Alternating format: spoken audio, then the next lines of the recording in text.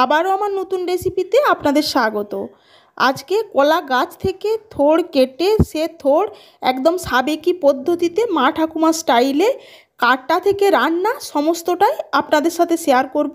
এবং এটা একটা নিরামিষ রেসিপি। এই পদ্ধতিতে একবার থোড় রান্না করে দেখবেন, একদম মানে দুপুরে ভাতের সাথে যেন অমৃত। যারা মা ঠাকুমার পদ্ধতিতে থোড় রান্না খেয়েছেন তারা আবার সেই স্বাদ ফিরে পাবেন। চলুন, অনেকে থোড় কাটা ঝামেলার ভয়ে থোড় রান্না করতে চান না, কিন্তু একবার আমার পদ্ধতিতে বানিয়ে দেখুন, আশা করি আপনাদেরও ভালোই লাগবে। আর পুরো রেসিপিটা দেখার পর যদি আপনাদের ভালো লেগে থাকে তাহলে যারা এখনও আমার চ্যানেলটি সাবস্ক্রাইব করেননি তারা আমার চ্যানেলটি সাবস্ক্রাইব করে পাশে থাকা বেল আইকনটা প্রেস করে দেবেন এরকমই সব নানা ধরনের রেসিপি পাওয়ার জন্য।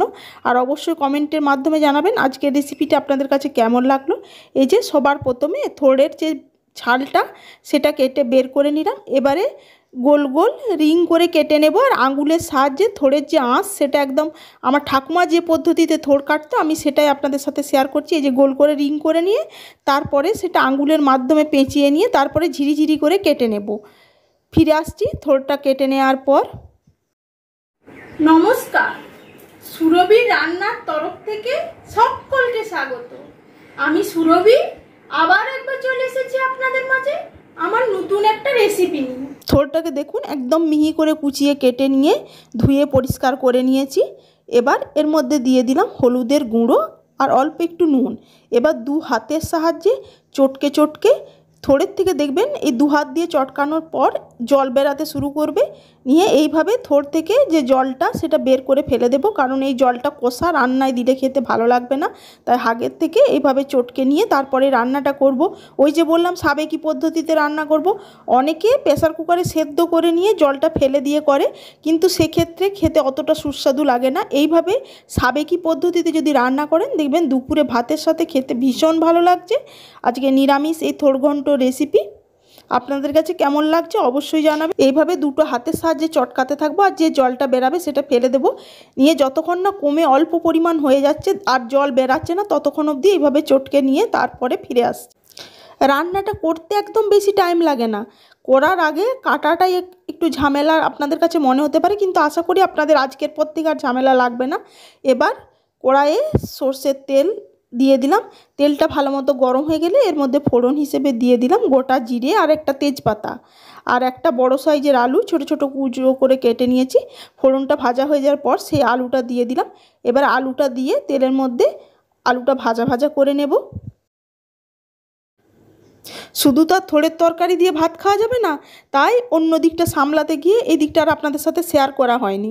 এই যে আলুটা ভাজা হয়ে যাওয়ার পর এর মধ্যে দিয়ে দিয়েছিলাম অল্প একটু হলুদের গুঁড়ো, একটু কাশ্মীরি লঙ্কার গুঁড়ো আর একটা টমেটো আর আদা জিরে বাটা। এটাই আমি আপনাদের সাথে দেখানো হয়নি তাই সেটা অল্প একটু শেয়ার করে দিলাম।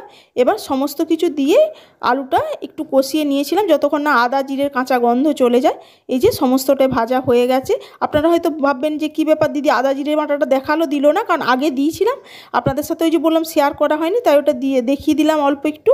আর ওই পরিমাণে আদা জিরে বাটা দিয়েছিলাম। এবার এই যে দেখুন সমস্ত কষানো হয়ে যাওয়ার পর থোড়টা জল বের করে নিয়ে থোড়টা এই যে এরকম অবস্থায় দাঁড়িয়েছি, আর একটুও জল নেই এর মধ্যে।